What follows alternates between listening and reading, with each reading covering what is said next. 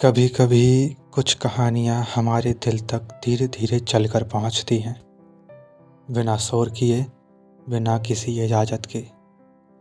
हम सोचते हैं कि हम बस किसी को देख रहे हैं, लेकिन असल में हम अपने अंदर किसी को महसूस करने लगते हैं। आज की कहानी भी कुछ ऐसी ही है। एक लड़का जो किसी लाइब्रेरी में सिर्फ पढ़ने नहीं जाता था, बल्कि अपने अंदर की खाली जगहों को समझने जाता था। और एक लड़की जिसे वो कभी पहचान नहीं पाया, लेकिन महसूस हर दिन करता रहा। ये कहानी है पहली नज़र की, बिना बोले प्यार की, और उन इमोशंस की जो हम स्वीकार नहीं करते, पर छुपा कर भी नहीं रख पाते। चलो शुरू करते हैं एक ऐसे मोमेंट से जिसने किसी एक दिल की धड़कनों को हमेशा के लिए बदल दिया।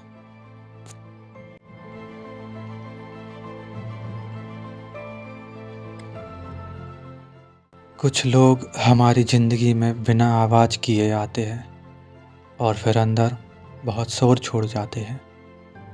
मैं नहीं जानता ये प्यार था या नहीं, पर जो भी था उसका असर आज भी उतना ही गहरा है।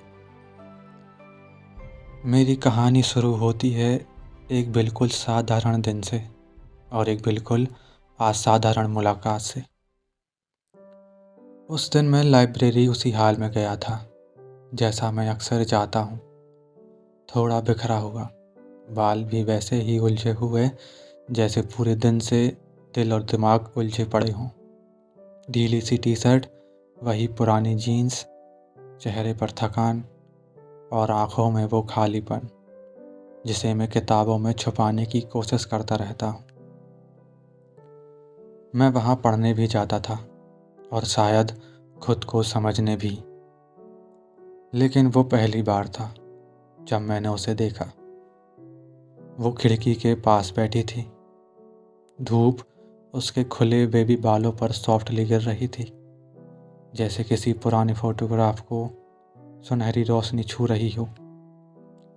उसने एक हल्का नीला कुर्ता पहना था, सिंपल, पर उस सिंपलिसिटी में भी एक अजीब सी खूबसूरती थी जिससे नज़र हटती ही नहीं थी।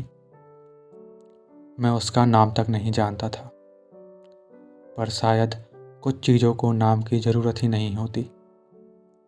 वो अपनी नोटबुक में कुछ लिख रही थी। उसके आसपास एक ऐसी शांति थी जो शोर में भी सुनी जा सके। मैंने उसे बस कुछ सेकंड देखा, पर उन सेकंडों ने मेरी आने वाली महीनों की कहानी चुपचाप लिख दी। ह्यूमन इमोशंस अक्सर वहीं शुरू होते हैं जहां हम सोचते हैं कि हमें कुछ फील नहीं करना चाहिए। उस दिन के बाद मैं रोज़ लाइब्रेरी जाने लगा, कभी पढ़ने और सच कहूँ तो कभी सिर्फ उसे देखने के लिए।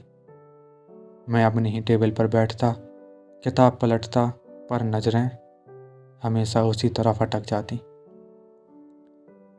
वो कभी बाल पीछे करती, कभी पेन घुमाती, कभी खिड़की के बाहर देखती, और मैं उन छोटे छोटे मोमेंट्स ऐसे ऑब्जर्व करता जैसे कोई मास्टरपीस देख रहा हूँ। धीरे धीरे ये रूटीन नहीं, आदत बन गई। वन साइडेड लव चुपचाप ही पनपता है, जैसे बारिश बिना आवाज़ के शुरू हो जाए। कई बार दिल कहता जाकर बात कर ले, हाय तो बोल ही सकता हूँ, लेकिन अगले ही पल दिमाग इनसिक्योरिटी फेंकता, छोड़ना, वो इतनी खूबसूरत है, उसका ऑलरेडी कोई होगा, और तुम बस लाइब्रेरी का एक रैंडम लड़का। इस यस नो, कह दूँ रहने दूँ वाले दिमागी खेल में काफ़ी हफ्ते गुजर गए। वन साइडेड लव वही खेल है जहाँ दिल जीतना चाहता है और दिमाग हारने के बहाने ढूंढता रहता है। समय बीतता गया और मैं उसके हर छोटे बिहेवियर पर ध्यान देने लगा। किताब पढ़ते हुए होंठ दबाना, नोट लिखते हुए सिर टेढ़ा करना, कॉफ़ी का छोटा सिप लेकर हल्की मुस्कान देना। ये सब उसके लिए नॉर्मल था, पर मेरे लिए एक्स्ट्रा ऑर्डिनरी। और इस सब के बीच मैंने हमेशा ध्यान रखा, मेरी नज़रें उसे कभी परेशान न करें। उस दिन भी मैं अपनी सीट पर बैठा था, किताब खुली थी, पर दिमाग में वही पुरानी उलझन, जाकर बात कर लूं या फिर दूरी ही ठीक है। तभी वो अपनी नज़रें उठाती है और पहली बार सीधे मेरी तरफ देखती है। बस कुछ सेकंड, लेकिन उन सेकंडों ने मेरे अंदर की दुनिया हिला दी। मैंने नज़रें तुरंत नीचे कर लीं, शायद शर्म से, शायद डर से, या शायद इसलिए क्योंकि मेरी दुनिया पहली बार उसकी दुनिया से टकराई थी। कभी कभी सिर्फ नज़र सारे अनआंसर्ड इमोशन को एक साथ जगाने के लिए काफ़ी होती है। उस एक नज़र ने मेरे हफ्तों की चुप्पी तोड़ दी और दिल में एक अजीब सी गर्माहट छोड़ दी।